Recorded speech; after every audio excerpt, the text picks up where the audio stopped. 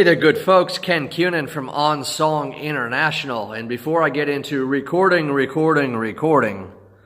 I ask you to take a moment, make sure that you subscribe to our channel, that you hit the bell below. That will keep you on top of when new videos are coming your way. A common question that I get from singer-songwriters, that I get from young bands are, okay, we've finally written some songs that we think don't suck, that are pretty cool, and it's time to record. What should we do? Good question. Now, I'm going to give you a generic answer first, and then we're going to look at a couple of different possibilities that you can go through. The generic answer is you always want to get the best possible recordings that you can and that you can afford, okay? And we'll get back into the can afford in a moment. Now, it also depends on what your scenario is. So let's say you're a singer-songwriter and you really want to just highlight perhaps you play piano or you play acoustic guitar and a vocal. Maybe you do a little bit of overdubbing. That's very simple. In this day and age, you can get really good recordings by essentially buying one decent microphone, something called an audio interface, and your computer with different programs. I'm not going to get into all the different options that are out there in those regards. There are tons of websites and endless videos that will discuss them ad nauseum. So they're out there, and it is a very small investment for something that is going to be very useful for a long time. Now, let's say that, okay, you don't want to learn how to record because it actually is a process, and you want to go into a studio. Well, there are lots of options. There are digital studios that essentially will have a collection of microphones that might be pretty decent, a room that hopefully sounds pretty good for recording itself, and likely will come with an engineer or an engineer/producer, someone that knows the sound, knows how to use the gear. You go in, you perform, they then will record, mix, and then you're going to go on to master a project. Okay, that is typically not a super expensive option. It's going to vary again from city to city where you live, how much competition there is.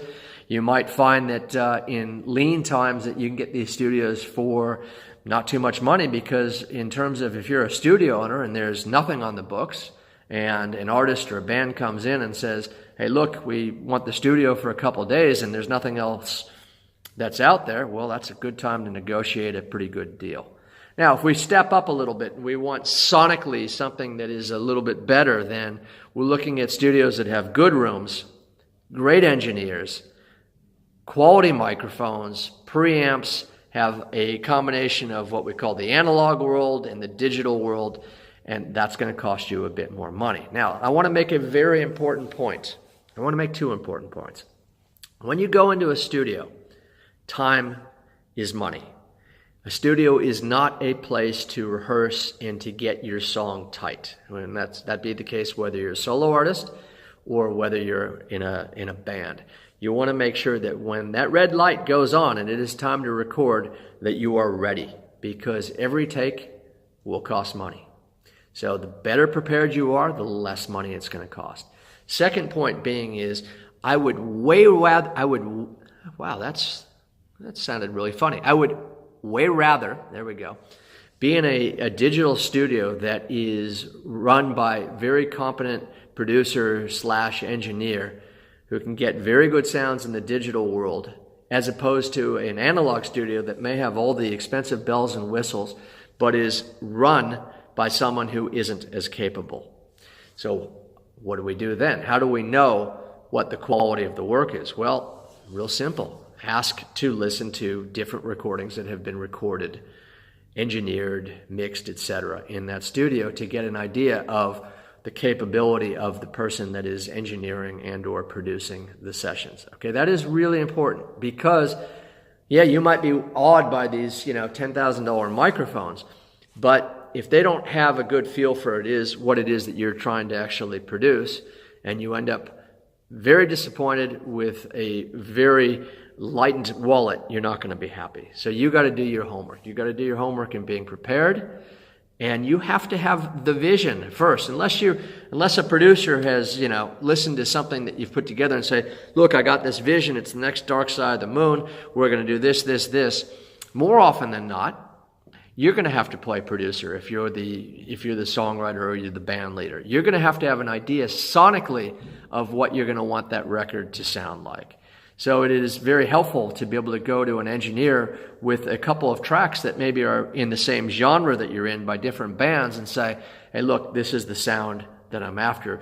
Can we produce this? And part of that will be, well, what kind of gear do you have in terms of the studio? And also the studio is going to say, look, you're after this Rage Against Machine sound and you brought in a couple acoustic guitars. This isn't going to quite work.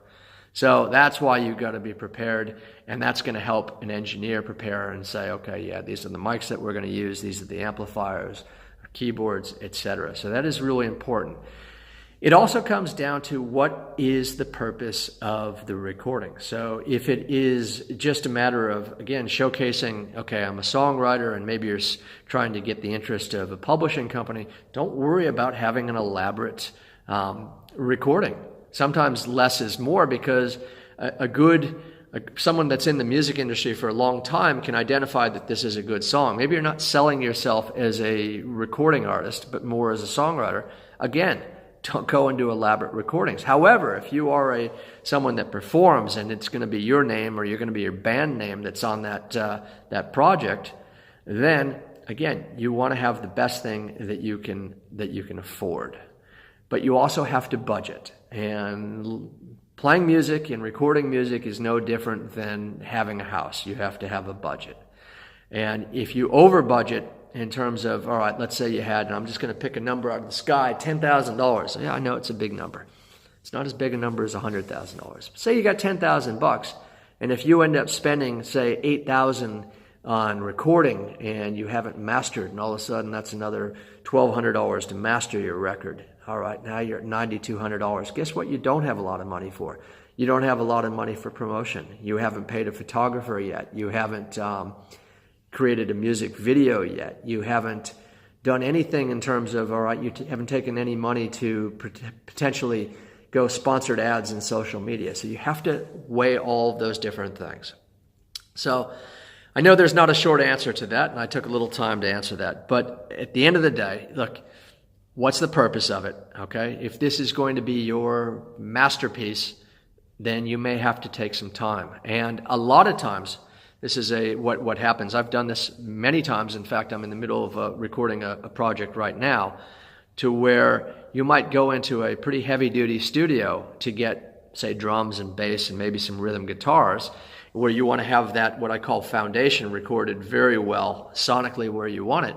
And then you might go into a smaller project studio and layer in your vocals, your guitar leads, keyboards, strings, whatever it may be.